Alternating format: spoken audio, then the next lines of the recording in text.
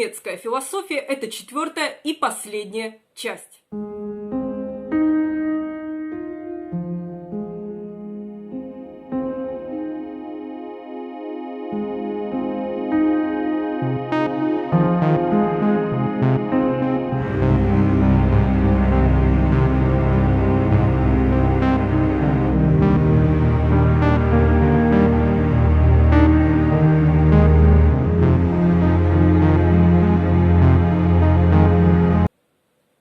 Неогегельянство, а также оно известно как постгегельянство, это собирательный термин, обозначающий ряд движений, которые стремились пересмотреть философию немецкого философа-идеалиста Гегеля.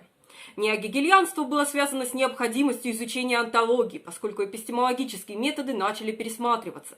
Неогегельянство было направлено не на реконструкцию всей философии Гегеля, а скорее на то, что Гегель необходим для того, чтобы понять мировоззрение и историческую человеческую жизнь в ответ на социальные обстоятельства, которые в то время по-разному менялись. Таким образом, это не было ни деятельностью по полной реконструкции гегелевской философии, ни объединением, подобным в школе, но важность философии Гегеля была пересмотрена и активизировались различные литературные исследования немецкого идеализма.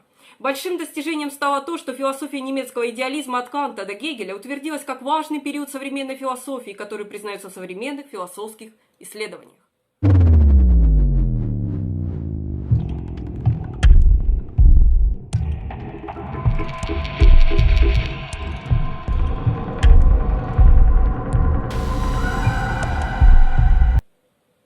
Сразу стоит указать, утверждается, что идеи Шпенглера оказали влияние на Гитлера и нацизм. Освальд Шпенглер был немецким историком и философом истории, чьи интересы включали математику, естественные науки и искусство. Главный труд Шпенглера, излагающий его философию истории «Закат Европы», был опубликован вскоре после поражения Германии в Первой мировой войне. В нем Шпенглер предсказывает неизбежный крах капиталистической цивилизации, которую он отождествляет с европейской культурой. Философия Шпенглера пропитана неприязнью к демократии. Шпенглер жестоко объявил рабочих вне культуры, вне истории, массы, писал Шпенглер, это конец всего, радикальное ничто. Шпенглер восхвалял старый прусский дух, монархию, дворянство и милитаризм.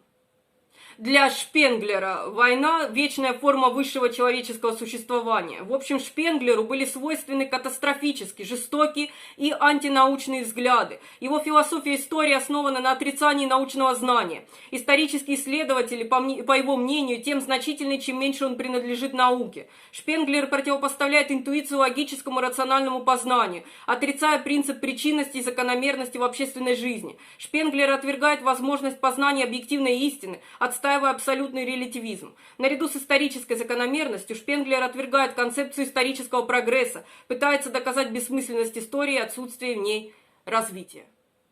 Научному пониманию естественного исторического развития Шпенглер противопоставляет исторический фатализм предопределения судьбу. Шпенглер также отрицает единство мировой истории. Его история распадается на ряд совершенно независимых уникальных культур, особых организмов, стоящих особняком, имеющих индивидуальную судьбу и переживающих периоды становления, расцвета и умирания. Шпенглер сводит задачу философии истории к постижению морфологической структуры каждой культуры, в основе которой якобы лежит душа культуры.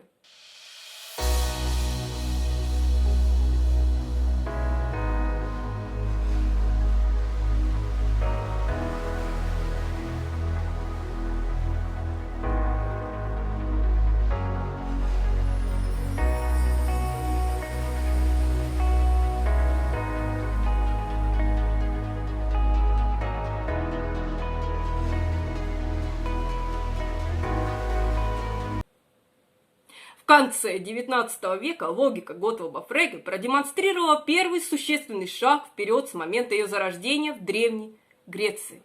Это было началом аналитической философии. В начале XX века группа немецких и австрийских философов и ученых сформировала Венский кружок для продвижения научных идей о построении гегелевской системы, которая, по их мнению, оказывала негативное влияние на интеллектуальное мышление. Группа считала себя логическими позитивистами, поскольку считала, что все знания либо получены на основе опыта, либо получены с помощью аналитических утверждений, и они использовали логику Фреге, а также ранние работы Людвига Витгенштейна в качестве основы для своей работы.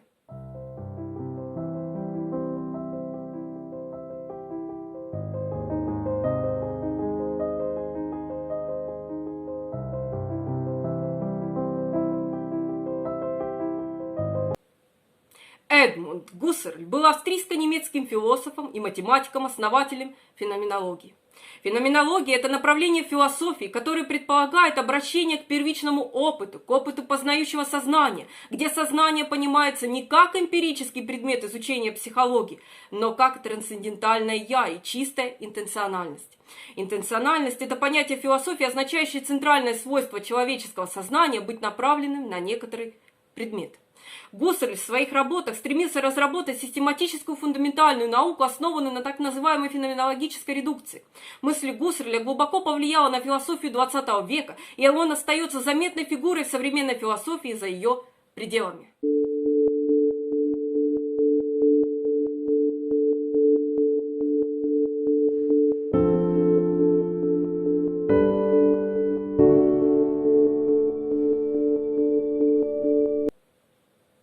Карл Ясперс был немецко-швейцарским психиатром и философом, оказавшим сильное влияние на современную теологию, психиатрию и философию.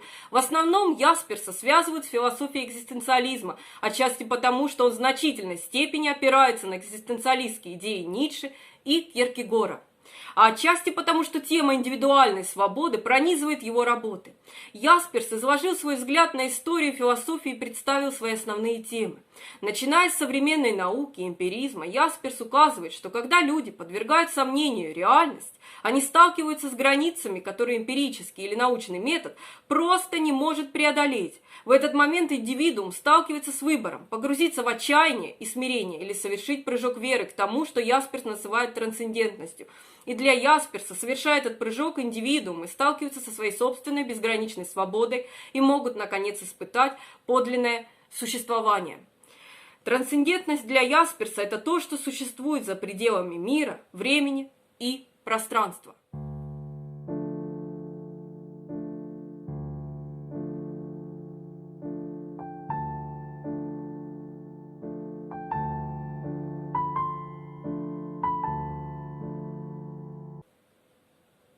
Мартин Хайдеггер был немецким философом. Его работы охватывают широкий круг тем, включая онтологию, искусство, метафизику, гуманизм, язык и историю, философию. В апреле 1933 года Хайдеггер был избран ректором Фрайбургского университета и подвергся широкой критике за поддержку нацистской партии во время своего пребывания в должности. Хайдеггер проводил онтологическое исследование посредством анализа вида бытия, которым обладают люди, а именно, что люди являются тем видом существ, которые способны ставить вопрос о смысле бытия.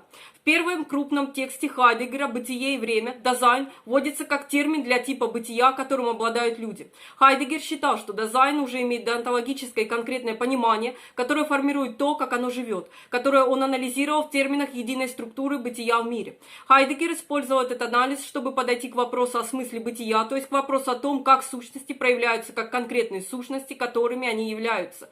Другими словами, главный вопрос о бытии Хайдеггера касается того, что делает сущее понятным как сущее. Хайдеггер представлял три основные структурные черты бытия в мире: понимание, настройка и дискурс. Понимание – это наша фундаментальная способность быть кем-то, делать что-то, передвигаться по миру. Это базовое ноу-хау, в рамках которого Дазайн выполняет обычно рутинные задачи, составляющие повседневную жизнь. Хайдеггер утверждает, что этот способ понимания более фундаментален, чем теоретическое понимание. Настройка – это наш способ обнаружить себя втянутыми в мир.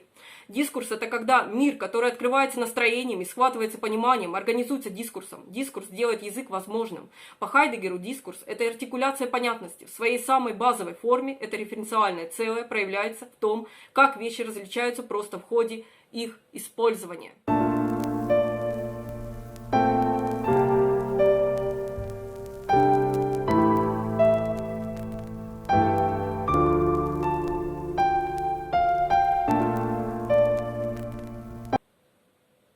Ханна Аренд была немецким и американским историком и философом. Она была одним из самых влиятельных политических теоретиков XX века. Ее работы охватывают широкий спектр тем, но она наиболее известна теми, которые касаются природы, богатства, власти и зла, а также политики, традиций и тоталитаризма. Ханна Аренд наиболее известна своей работой о темных временах, природе тоталитаризма и зла. Она наполнила ее искрой надежды и уверенности в природе человечества, что даже в самые темные времена мы имеем право ожидать некоторого просветления, и что такое просветление может исходить не столько от теории и концепций, сколько от неопределенного, мерцающего и часто слабого света, который некоторые мужчины и женщины в своей жизни и своей работе будут зажигать почти при любых обстоятельствах и проливать в течение отведенного им периода времени. Аренд объяснила тиранию, используя фразу Канта «радикальное зло», из-за которого его жертвы стали лишними людьми. Аренд пыталась найти решение, чтобы помочь людям снова думать, поскольку современная философия не преуспевала в том, чтобы помочь людям жить правильно.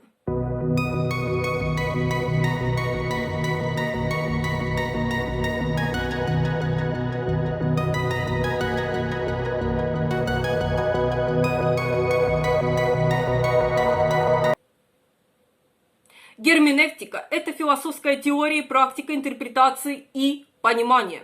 Первоначально герменевтика относилась к интерпретации текстов, особенно религиозных. В XIX веке Фридрих Шлейермахер, Вильгельм Дильте и другие выдвинули герменевтику за рамки простого толкования и превратили ее в общегуманистическую дисциплину.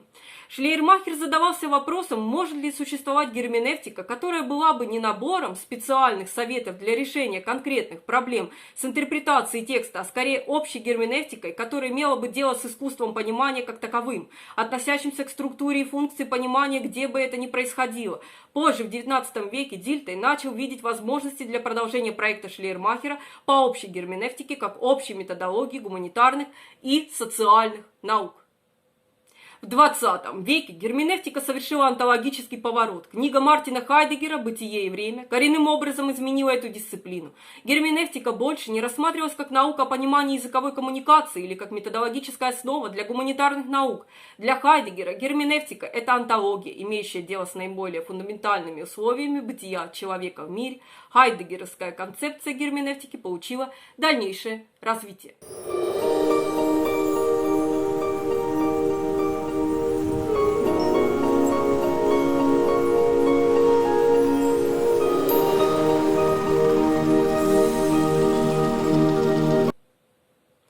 В 1923 году Карл Грюнберг основал Институт социальных исследований, опираясь на марксизм, психоанализ Фрейда и философию Вебера, который стал известен как Франкфуртская школа. После Второй мировой войны школа была реформирована. Хотя ее сторонники опирались на марксизм, они были ярыми противниками сталинизма.